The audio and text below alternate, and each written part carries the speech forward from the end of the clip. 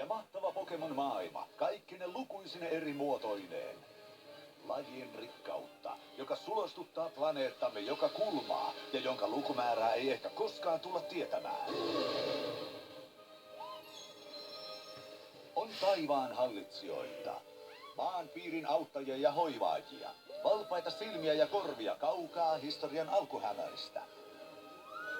Toiset elävät ihmisten kanssa, toiset yksinään luonnollisessa elinympäristössään. Joillakin on valtavia yhdyskuntia. Ja kaikki ilmentävät elämää omalla tavallaan.